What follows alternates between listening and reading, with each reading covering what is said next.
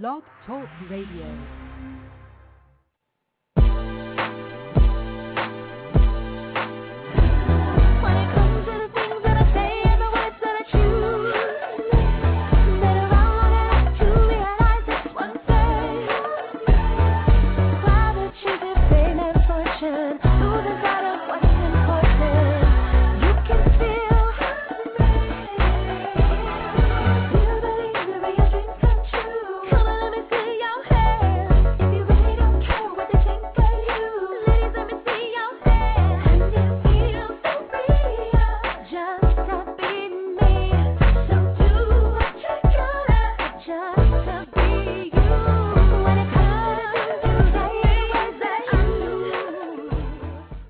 Welcome to Plus Model Radio. I'm your host, Chenese Lewis. Today is Monday, January 5th, 2009, the first show of the new year. So Happy New Year. Thanks for tuning in. And as always, I've got a great show lined up for you this evening. First, I got to give a big shout out to my Isha, who has been nominated for a Grammy and the Best Urban Alternative Performance for her song, Wanna Be. Now, if you don't remember, Maisha appeared on Plus Model Radio on episode 12. And at the end of that interview, I said, and I quote, "We'll be looking for you on the Grammys soon." So I called it, y'all. So if you missed her interview on our show, go to the archives and listen to her interview again. And congrats again, Maisha. That's awesome. Secondly, Venus Divas, the sister site to Plus Model Magazine, has an all-new curvy community. So if you haven't checked it out already, make sure you go and sign up for your own profile. I'm on there. Add me as a friend and check out all the cool new features the site has to offer. And lastly, if you're on Facebook, make sure you add the Plus Model Magazine, Plus Model Radio, and Chenese Lewis fan pages. You have 3 to add. So make sure if you have a Facebook profile, you connect to all 3 profiles on there. So tonight is our Blonde Bombshell show, including me because I'm rocking the blonde hair right now. So joining us tonight later will be Chantelle, a.k.a. Lil Mama, and actress Lindsay Hollister. But first up is Leslie Delano. Leslie Delano is a high-fashion photographer specializing in capturing the essence of plus-size models. Before working as a photographer, she was already a veteran in the fashion industry, having worked as a model and a makeup artist. Leslie's work in documentary filmmaking led her to focus on plus-size photography as a means of altering the fashion industry's perception of beauty. She likes to photograph plus-size models in high-fashion, edgy spreads, encouraging women of all sizes to visualize themselves as models.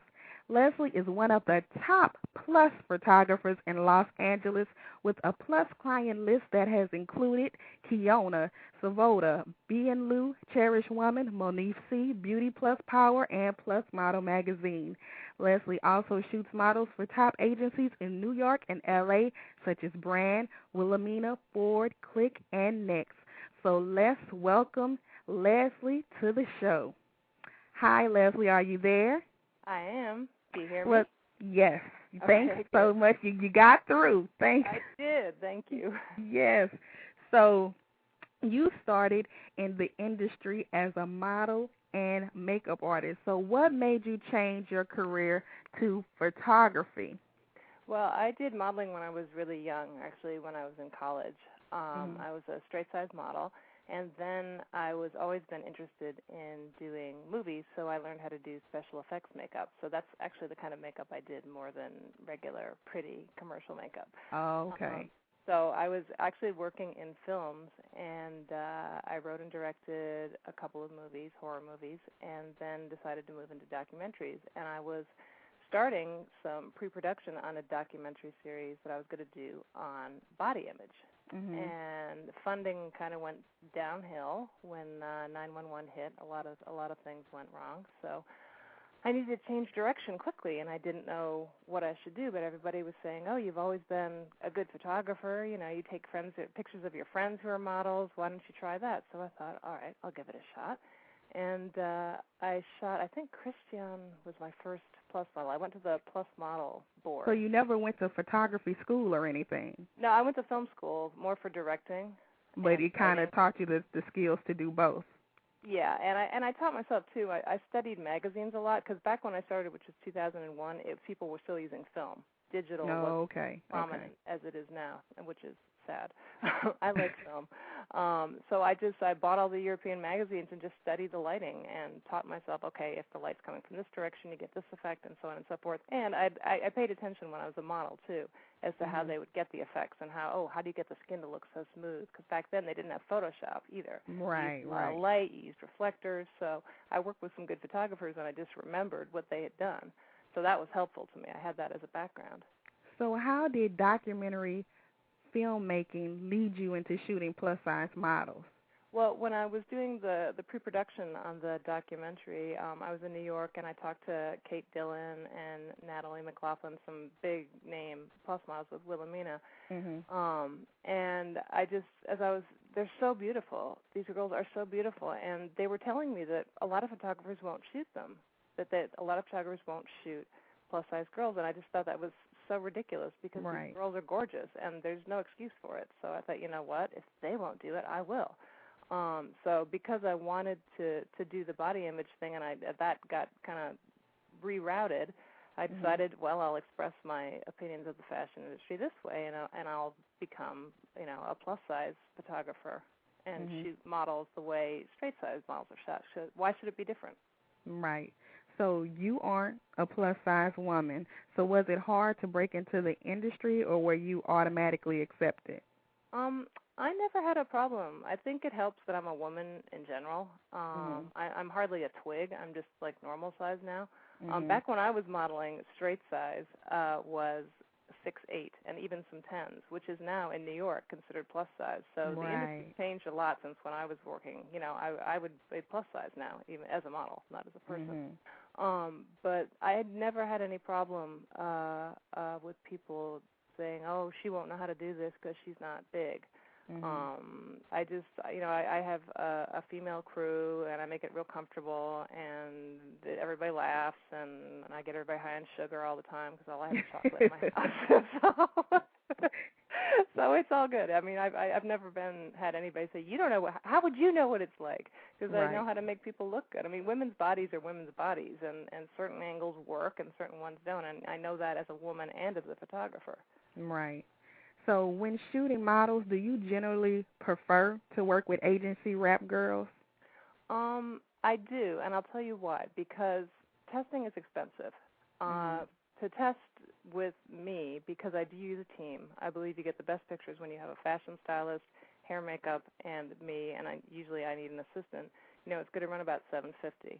And the girls who come who don't have an agency, to spend that kind of money and then go to an agency, and they might say, "Oh, okay, these pictures are good, but you need different kinds of pictures, or you need to go shoot in New York, or you need to do this." It's like, don't spend the money on pictures. And I tell all girls this. I say, don't spend the money on pictures until you get signed, because these agents can look at a Polaroid or they can look at a digital snapshot and tell whether you've got potential.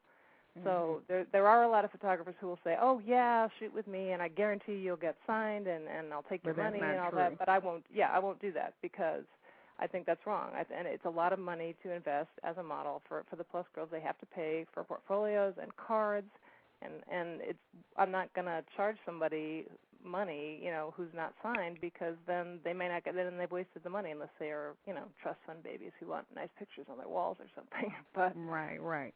So that's why I know I have the reputation of shooting people who are signed, but that's why, because I think the agents don't need incredible pictures to take you. If they can see the potential, so they can then they'll send them to me. So I'll get them one way or another. So what sets your photography apart from others?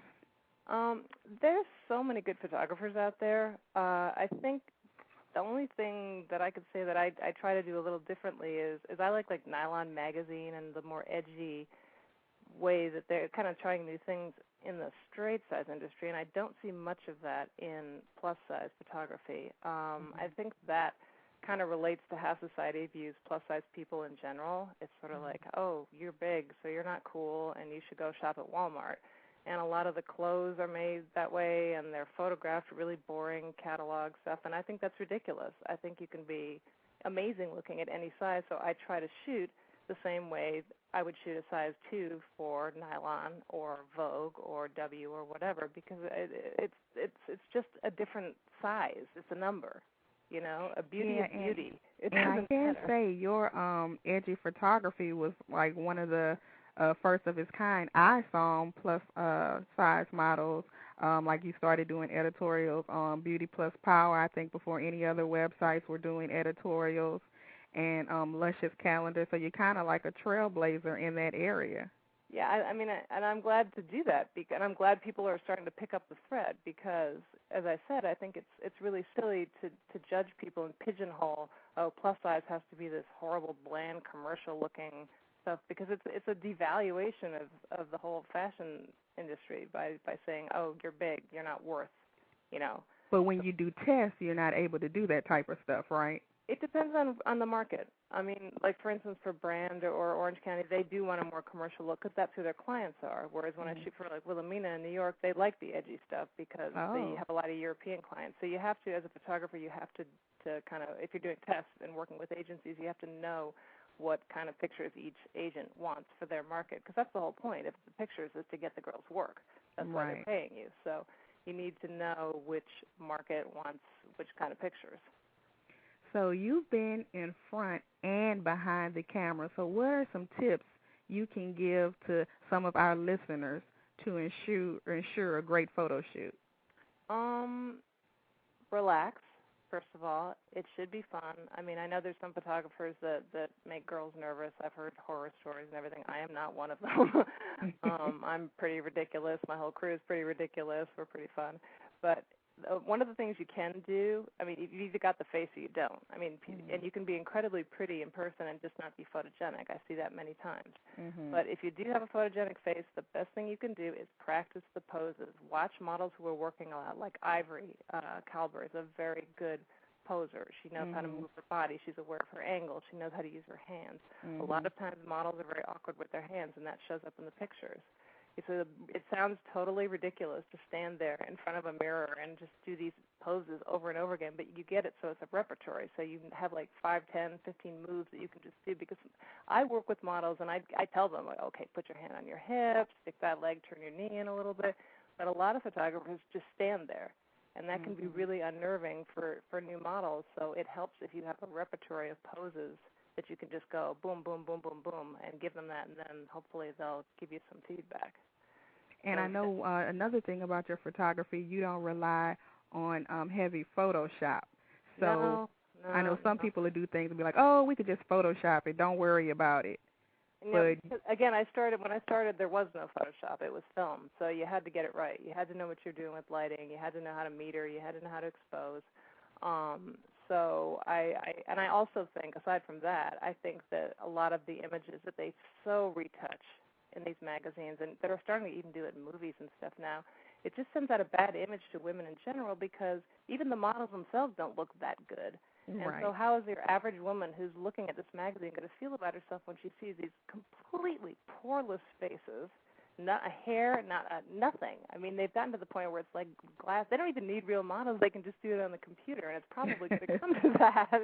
But that doesn't bode well for the self-esteem of your average woman. Right. I mean, I can tell you, any kind of photo shoot without Photoshop is still, you got a lot of light going in there, you got a stylist, you got hair, you got makeup. It's a long, arduous process to get these pictures that women look at on a daily basis all the time, and it gets into their heads, and they start thinking, but I don't look like that.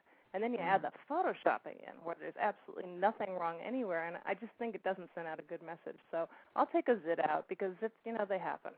Right. They do out a zit as happen, but I am not going to completely restructure somebody's body or cut the heads off one girl and put it on another. And I mean, I hear about this stuff, and so I won't do that.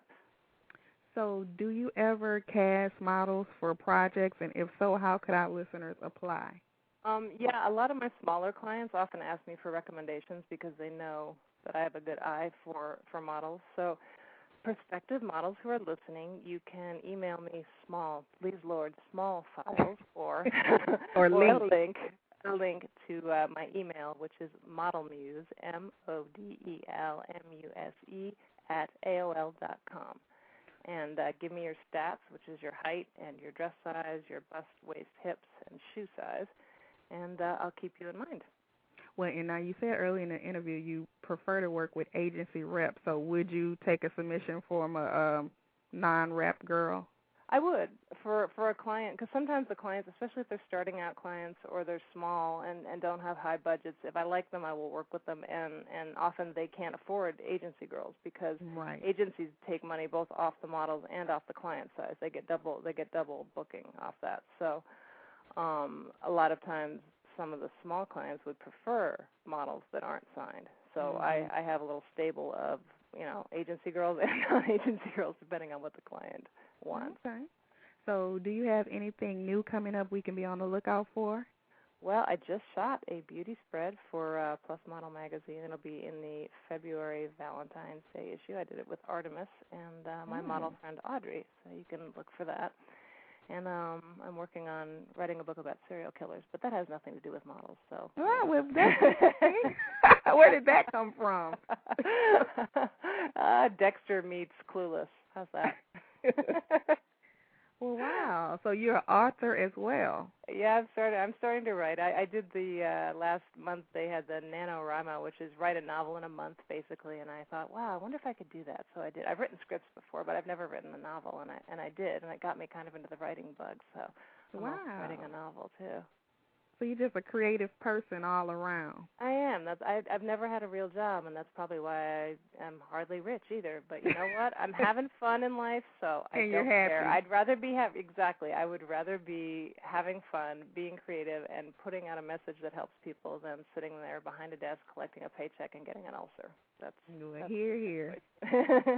So tell us your official website and how we can go about booking you for a photo shoot. Okay, my website is www.delanophoto.net. There is also a delanophoto.com, but that's not me. It's actually another photographer. I was so horrified. I was like, who is this imposter? So really? It's definitely, yeah, I know. I couldn't believe it. It's mostly wedding stuff, so if anybody by mistake goes there, they'll be like, what is this? There's no model. Spell it so everybody can know how to spell it. Right, it's D-E-L, okay, www. DELANOPHOTO.net. And so to book you for a photo shoot, you do what? And then my email is on there. But they can also, the best way to get a hold of me is email. It's, again, the Model Muse, MODELMUSE @AOL.com. Well, all right. The interview is complete. Now, that was painless, wasn't it? Yeah, that was. Are we still on? Yes. Okay. Yes, I survived it. I hope I didn't sound too moronic. No, you did excellent. So I just kept thinking about that Brady Huh? Bunch episode. You know the Brady Bunch episode where they all get on TV and the red light comes on and they all just stare and they can't say anything. I was like, that's so going to be me. No, you were excellent. So thank you for being a guest on the show tonight. All right, thank you, Chenese. I'll see you soon. All right. Okay. Bye-bye. Bye-bye. So that was Leslie Delano, a fabulous photographer in the Los Angeles area. So make sure you check out her website. And she also travels, too. She also shoots in New York, so make sure you check her website to know when she's traveling. So up next is Chantelle, brash, blonde, and blinged. After dedicating years of her precious youth to fraternizing with the world's coolest celebrities, partying with rock royalty, and stalking her husband-to-be, Mr. Robbie Williams, as well as being co-host and producer of Australia's highest-rating radio show, she decided it was time to put another feather in the fedora, drawing inspiration from years of red carpet parties and award nights facing the constant dilemma of finding that elusive perfect fit. She turned to her other great love, fashion, and started her own uber glam label, Lil Mama. Lil Mama takes the styles and trends that the everyday real woman aspires to and makes it attainable. Size like age is just a number, and all women, regardless of their size, has the right to be beautiful. This fashionista, stylist, producer, and Aussie radio regular now gallivants between Sydney, Australia, and LA. So let's welcome Chantelle to the show. Hi, are you there? Hey, Chenese, how you going? Good. Thank you so much for being with us this evening. Thank you for having me. So your background is in radio, so tell us about your show, and are you still on the air in Australia? Yeah, we're on Christmas break at the moment, so we go back pretty soon. But, it was a great starting base for me, I guess, before I actually sort of started my fashion label, and it was a big inspiration behind why I started the label. So, yeah, we do a really big show here in Australia. It's the #1 rating show in the country, and you know, after doing that for nearly 10 years now, it just kind of seems like the right thing to do. Mhm. And so what is the plus size scene like in Australia? It's interesting. It's nowhere near as accepted in this country as it is in America, which is a real shame. 65% of Australian women are a size, a US size 14 or bigger. So we do have a really big plus size population. However, the designers aren't so accommodating when it comes to looking after those women. So it's a kind of very new thing here in Australia, and it's nowhere near as accepted as it is in the States. But that'll change over time. So just keep doing what we're doing. So before starting your clothing line, Lil Mama, did you have any experience in the fashion industry? Have you modeled before? No, none of that. But I used to be a buyer and a merchandiser for a couple of fashion labels. So I've always, and I grew up in a family that sewed, like a family of seamstresses and dressmakers and stuff like that. So, and always made my own clothes for, different red carpet events and stuff like that. So fashion's always been around me, but I never did it sort of, professionally until I sort of looked at the market and went, hang on a second, there is a really big gap for bigger girls and beautiful clothes, especially in Australia. So, wanting to create something that was really glamorous, that was, the equivalent of a Dolce & Gabbana or a Versace, something high-end, good quality, glamorous, well-tailored, well-fitted, there was just a massive hole in this market in particular. So that was kind of the inspiration behind it all, really. So do you not have a lot of competition in Australia? Is it just like a handful of plus clothing lines? It is literally a handful. Like, there is literally, a half a dozen labels that kind of cater for the plus size market, which is a real shame. I mean, Australia's nowhere as big as America, but there's still, 22, 23 million people here. And when 65% of the female population are a size 14 or bigger, and, it's not predominantly being catered to, there is a real need for it. So why did you decide to cater to plus-size women?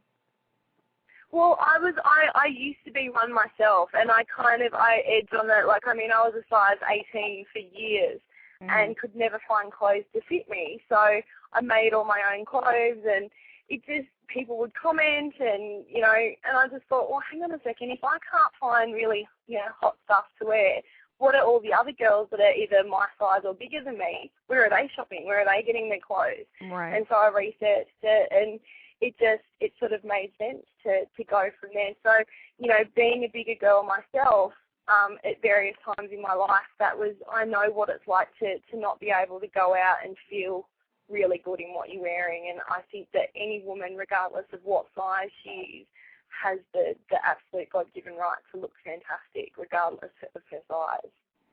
So what types of clothing do you carry in your clothing line? Basically, the line that we carry at the moment is a fairly classic line. It's basically a range of, it started off as a range of basics. You know, for me it was like, I want a really nice pencil skirt, I want a really nice A-line skirt, I want a really great shirt. These basic things that are like must-haves in a woman's wardrobe. And when you can't find those basics, that seemed to me like a good place to start. And then, you know, the range has grown slightly, so it's more of an evening range. It'll take you through days, nights, just kind of, you know, it depends on how you want to put it together. But for us, it was about bringing a bit of a glamour element to it. There's not a lot of like really glamorous sort of clothes for bigger girls, for plus size girls to wear. So for me, bringing in like Swarovski crystal and those kind of high quality finishes and high quality fabrics was really important. So what are the sizes and price ranges of your clothing line? Well, at the moment, because all my prices are in Australian dollars, they're really good for the Americans at the moment because the dollar's so good compared to ours. But our basic stuff, it starts off at around $49 US and can go right up to $500-600 US depending on the piece. Oh, okay. But you are in LA a lot, so do you ever come to like events in LA and sell it in person? Yeah, I do. I've done the Style Festival in San Fran and LA a couple of times, and I've had a few fashion shows in the lead up to Fashion Week in LA, and always looking at different opportunities to kind of get into the fashion market there and stuff like that. So, you know, the great thing about America is that I have the opportunity that there is such an acceptance already for plus size women and for plus size fashion. So it just makes sense to kind of, you know, go there and do as much promotion as I possibly can while I am in the country. So tell us about Lil Mama Inc. and the services you provide. It's like a production company, I guess. Because, you know, having worked in radio for so long in the entertainment industry and all that sort of stuff, and music, it kind of, fashion and music and entertainment all go hand in hand. So, you know, Lil Mama Inc. is like a production company where I do styling for like video clips, photo shoots, magazines, you know, kind of like a facilitator, I guess. People come to me and go, right, I need to get my product or get this out or do this. And so I can, you know, help put it together with different contacts that I have. And, you know, often entertainment and fashion go hand in hand. They're one and the same. So you do you coach, or you are more like a stylist and a groomer for them? All of the above. I do a lot of workshops with women who are looking at sort of a lot of styling workshops where they're looking at changing their look and personal shopping and all that sort of stuff. But it goes deeper than just what you wear. It's about how you wear it. It's the confidence. It's being able to find a style that suits your body type. Once you figure out what suits your body and you understand your body type, you can literally lose pounds in the, you know, as long as you choose the right styles for your body. So that's a really big thing that we do, and that carries through on the Lil Mama website as well. It's like a virtual community where women can kind of go and educate themselves on how to wear things, how to understand their body type, and dress to look as, you know, fabulous as they can. So you are also the international fashion editor for Plus Model magazine. So tell us about your monthly column. Oh, look, those girls are amazing. You know, it was such a crazy story. My first trip to LA a couple of years ago, and I did a show, and one of the fantastic models that modeled for me, Suzanne, she's a contributor to Plus Model Mag, and she wrote an article about my label, and then I got in touch with the gorgeous editors, Maddie and Valerie, and had a chat to them and started writing for them, and then they loved what I did, and I loved working with them, and so they gave me a promotion at the end of the year last year, and so here I am, international fashion editor for an American magazine. Not bad for an Aussie girl. Right. You know, it's very exciting, and it is a great pleasure, and it's a great honour to be able to have, you know, they have so many readers, they're so revolutionary in what they do for the industry, and, you know, having a publication like that to be able to sort of support plus size women and plus size models at the same time, it's just an absolute honour and a privilege to work on, and it's you know, I'm chuffed. I'm so excited to be able to, you know, come back for another year as the international fashion editor and hopefully contribute more and help other women out there feel fabulous about themselves. Yeah, you have some great articles every month in the magazine. Thank you. So, thank you. How can someone apply to model for your clothing line? Basically, what I do when I do shows in the US, I will put out casting calls on my website, on Model Mayhem. I'll let Plus Model know, and other sort of sites there. And I just basically, MySpace, our Lil Mama MySpace has been great for that. And I just basically put casting calls out going, right, I'm doing a show in LA or New York or San Francisco, and I need this many models.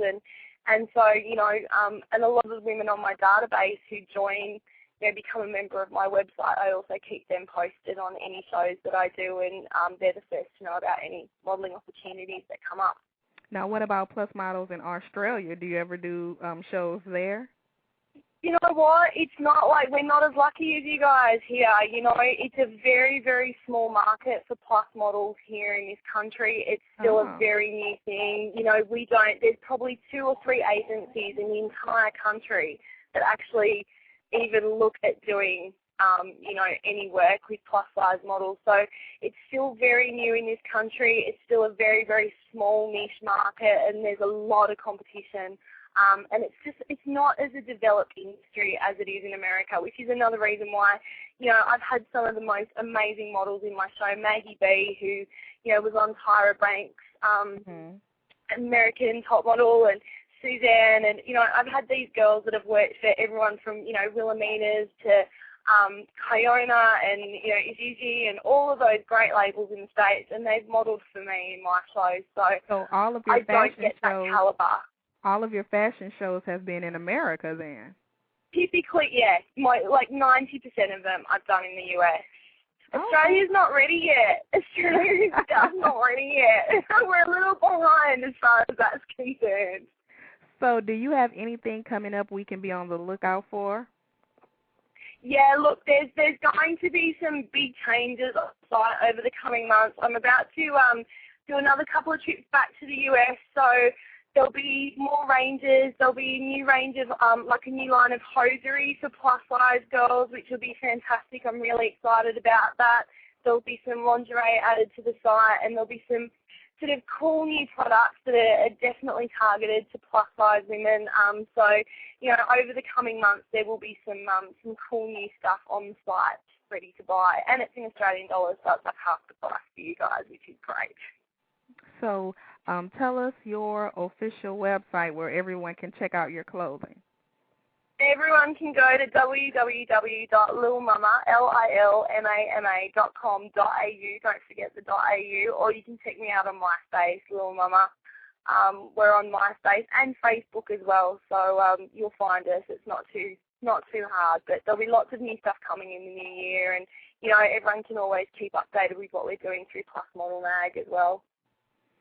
Well, cool. Thank you so much for being on the show this evening. It was great. Thank you so much for having me. It's great to talk to you, and hopefully when I'm in LA we can catch up. Yes, please let me know when you're here. Well, have a great Happy New Year. You too. You too. Okay, and congratulations on your show, and thank you so much. Thanks. Bye-bye. Thanks, Chenese. Bye. So that was Lil Mama. And make sure you check out her article in this month's Plus Model magazine, as well as her clothing line. So last, but definitely not least, is Lindsay Hollister. She moved from Columbus, Ohio to Los Angeles to pursue a career in film and fashion. Almost a year later, she was cast as Christine Banks in Fox hit show Boston Public. After 4 episodes, David E. Kelly submitted Lindsay for Emmy consideration in the category of Outstanding Guest Star. This led to numerous other guest appearances on such shows as ER, Strong Medicine, Any Day Now, Popular, and the opportunity to originate the character of Susan Adamson on NBC's popular daytime series Days of Our Lives.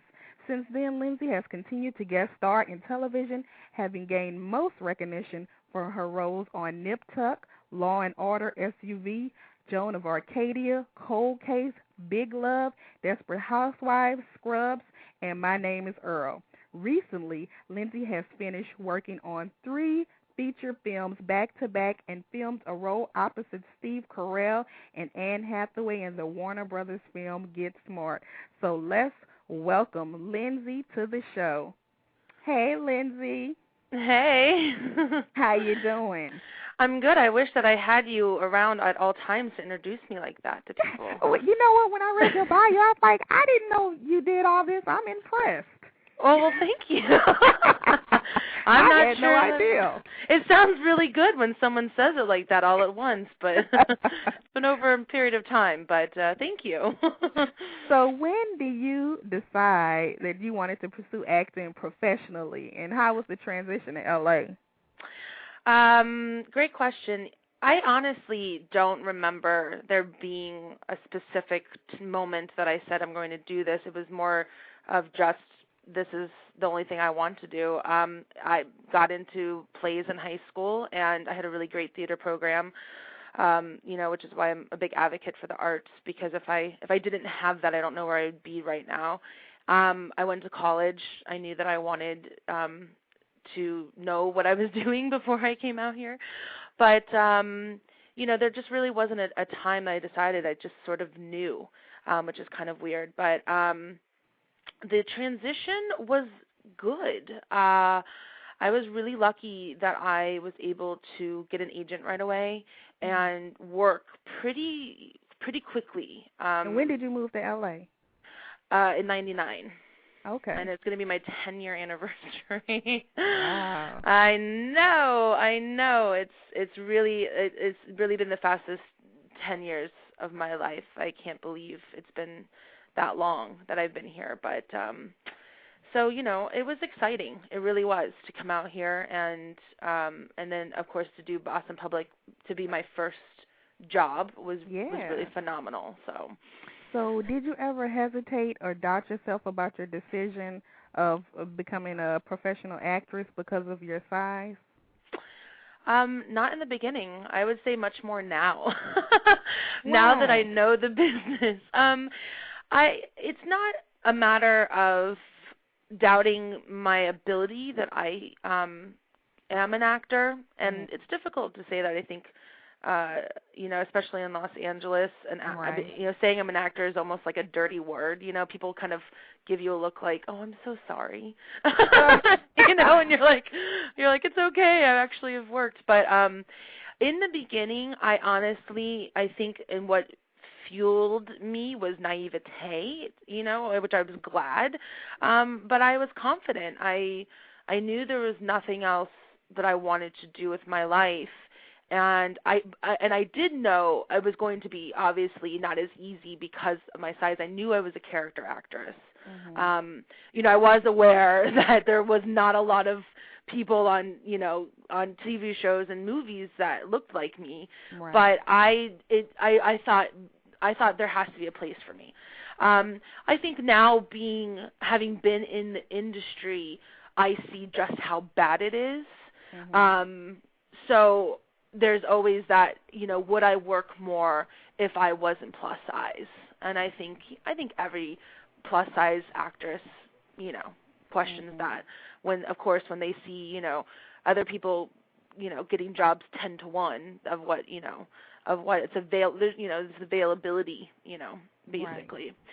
Right. So there's always doubt. But despite the odds, you've accomplished a lot as an actress. So do you still feel there's a lack of positive roles available to you? Oh, absolutely. Absolutely. I can't even begin to, describe on how I think it's a crime that there's not more of a variety of roles. And it's, I always say to people, I love, the pretty people. I love looking at Kate Winslet and Brad Pitt. You're pretty too. Well, yeah, I'm saying I guess the very, what Hollywood defines as perfection, as, Scarlett Johansson and Angelina Jolie is what is considered to be, a star. Leading lady. Exactly, a leading lady. But I feel like there is it's so much more interesting when you can see a character actor in a TV show as a regular. It doesn't have to be the lead, but to throw in, a little bit of flavor. I've received emails from all over the world of people going, it's just so nice to see someone who's not a stick figure. And I don't know why Hollywood doesn't get that or doesn't hear that, if it's that they don't know that people really do want to see some diversity, or if they do and they just continue to ignore it. But yeah, there's a huge lack of roles. And if I always say when I meet writers, I'm like, come on, write some stuff, guys, because it'll be noticed. It really will. People perk up when they see plus size actresses. Right. I mean, it becomes a talking point about the show or the episode or the movie. That's been my experience anyways. So have you ever been criticized by the plus community for a role you portrayed in a project? Yes, they hate me. What happened? It's a really great question because I was surprised because, yes, the majority of the roles that I feel I've been lucky enough to play have dealt with weight. But for me, I have not taken roles that I feel are completely derogatory or, the butt of the joke, the fat person bends over and we all laugh. Even though the characters have this as an issue, it shows, I think, the struggle. I think it shows what it, is like for somebody to be dealing with this, and hopefully, I feel like there's a better message at the end of what, I've done. But I understand, because the plus size community is just so desperate for, a movie where, the fat girl or guy is the love interest, and it's not talked about the fact that they're fat. It's just that they are, living their life like we all do, and it's not, a core issue. But that's just not being written. It's just not out there. So I understand their frustration, but I also honestly have been hurt by some of the, comments and the feedback that has filtered its way back to me. I mean, I stay away from message boards because I'm scared. Right. I mean, I definitely have heard, just for some other friends who have gone on the sites, have said, wow, I mean, I actually had somebody say something really horrible, that I was like the mammy of the fat community. And I couldn't yes, and I couldn't believe that there would be that much hatred for what I've done, because I've had so many people write me, especially like after Nip Tuck, where I played, a character who wanted to have a lot of plastic surgery because she was unhappy with how she looked and she was going to her high school reunion. Mm-hmm. And, yes, like you dealing, plastic surgery, but to me it was like at the end it showed like it's not worth going through that, to what it does to your psyche. But sometimes people just don't see that, or they only want to see, oh, here's a fat girl and we're talking about the fact that she's fat.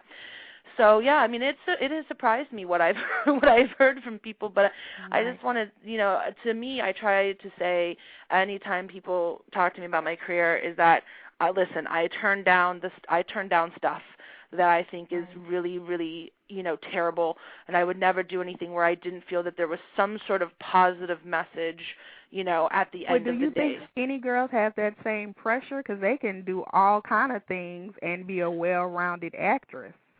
Exactly. I don't. I think that because I think that the deal is that we are a niche, and we're dealing with a niche community.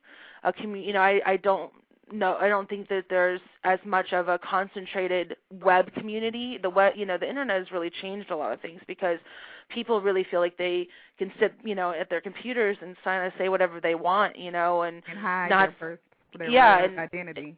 Exactly, and not think that it affects, the Internet Movie Database, the IMDb, which is a huge community for the industry.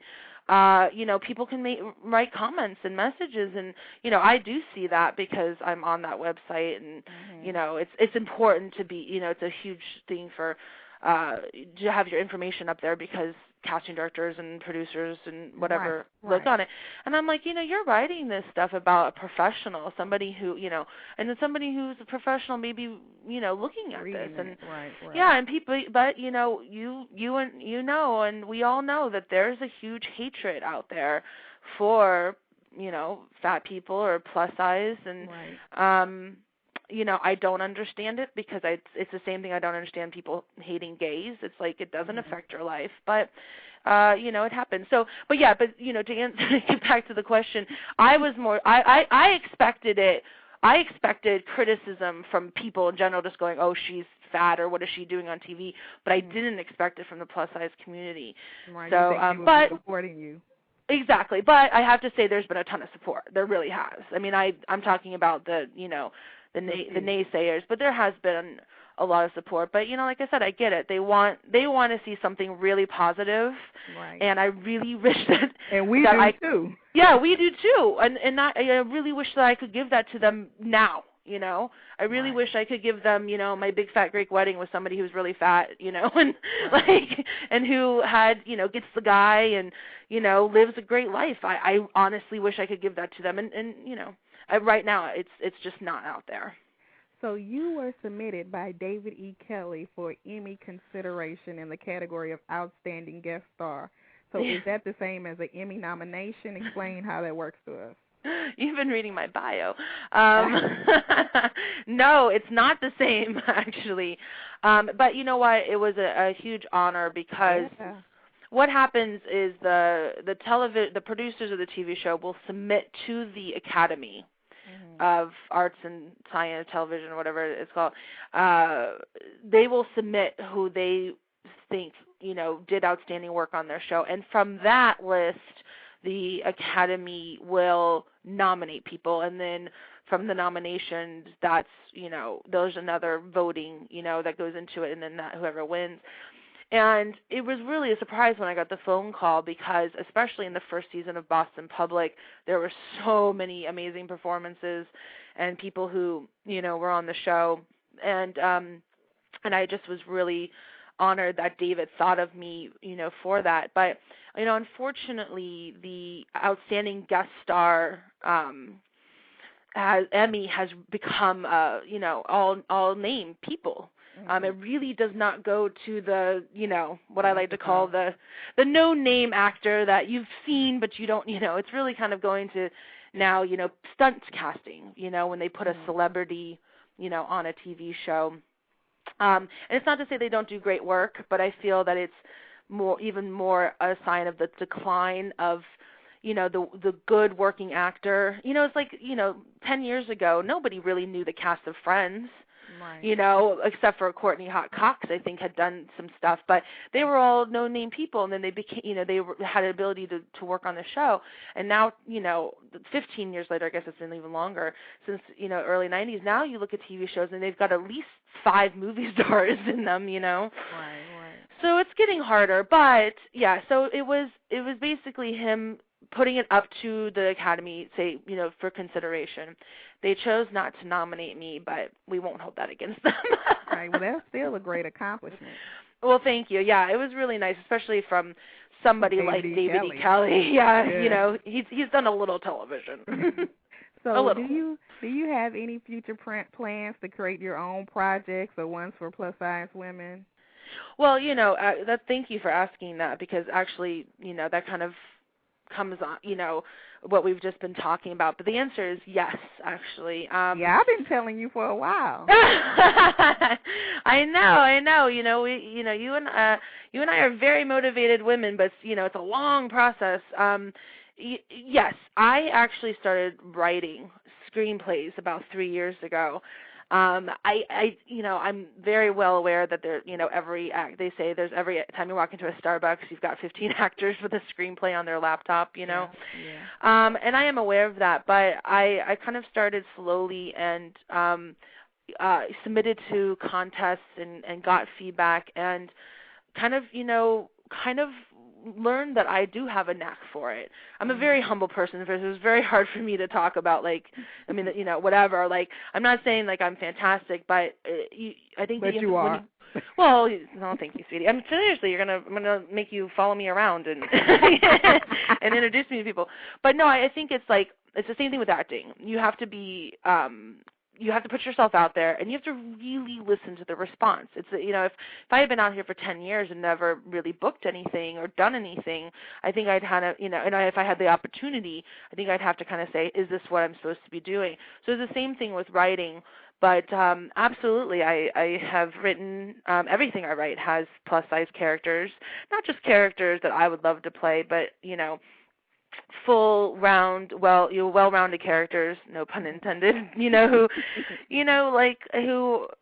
like I said before, are living their lives like we are, and not, like I said, it's not the object of, the joke or, whatever. So my biggest goal right now is I would like to write and produce an independent film, hopefully next year, because with the economy and everything that's going on, independent film actually will thrive a little bit more because people will be more likely to invest in, cheaper films than $40 million films. Wow. So I'm hoping to do that, but also continue to write and submit. I just actually submitted a script about kids at a fat camp to a contest, and it's pretty funny. Because you have to not make everything so serious, but kind of explore the issue of weight in America, because I tell you, the media does like to talk about it, so I don't know why we're not doing more film and television about it. Right. Well, just don't forget my part in there. No, never. Are you kidding? I always write the fabulous, sassy diva role for you.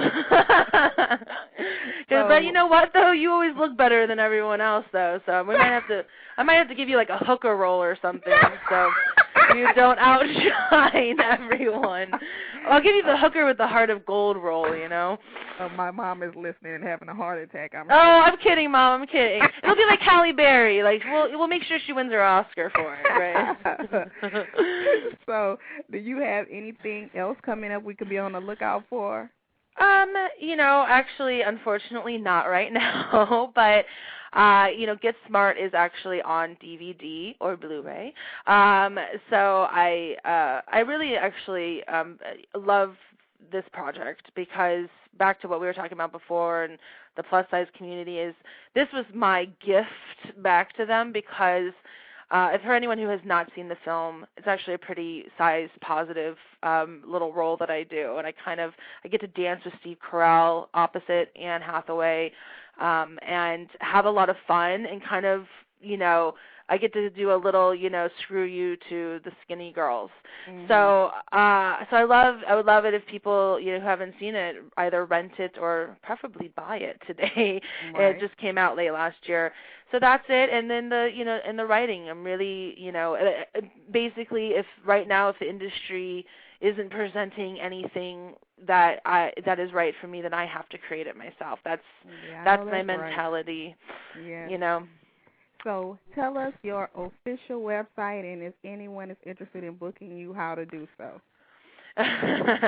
Call me right away. Obviously, the schedule is wide open. My website is actually lindsayhollister.com or .net. Either one will bring you there, and that's LINDSAY and then HOLLISTER. It is actually, I do have to say, under construction right now, because a fan actually who lives in Tennessee, who's fantastic, asked me if she'd like me to redo it, or if I would like her to redo it, and I was like, hello, yes, that'd be great. So she's doing a great job. As she has the site's up, but it's not detailed yet. Mm-hmm. So keep checking back, I would say. And as far as any bookings, email me at lindsayhollistermail@gmail.com. And that's LINDSAYHOLLISTER mail, MAIL, @gmail.com. Unless you're, Steven Spielberg, and please call my agents at Bauman, Rodanti, and Shaw. And that might be a better route for, somebody to go through. If you're a real producer director, you can find me on the IMDb, my agent and manager information. Because Right. they don't really like to be bypassed in that whole Right. They booking. want their cut. They do. They do. They want to know everything. So yeah, you can find me all over the internet. Just put my name in, and you'll find the criticisms and hopefully the praise and all that stuff. So. Well, cool. Well, thank you so much for being on the show. Well, thank you for being you and being fabulous and having the show. Well, thank you. It was a lot of fun. Yes, so we will be on the lookout for you on every major TV show that's on. I am on reruns quite a bit, yes. Yes. You can usually find me Law and Order, Special Victims, always re-airs. I think it's re-airing actually Friday, and I'm TNT or any cable show, basic cable show. I'm usually on it, so which I'm lucky. Yeah, the TV shows kind of live in syndication, which is nice. So. Right. Well, cool. Well, thank you, and stay in touch. Oh, of course. Thank you so much for having me. Have a good night. You too. Bye-bye. I'll talk to you soon, honey. Bye. All right, bye. So thank you to all of our guests this evening, the Blonde Bombshell Night, Leslie Delano, Chantelle, better known as Lil Mama, and Lindsay Hollister. Tune in next time, and we'll have more Plus industry professionals with stories to not only inspire you, but to keep you connected.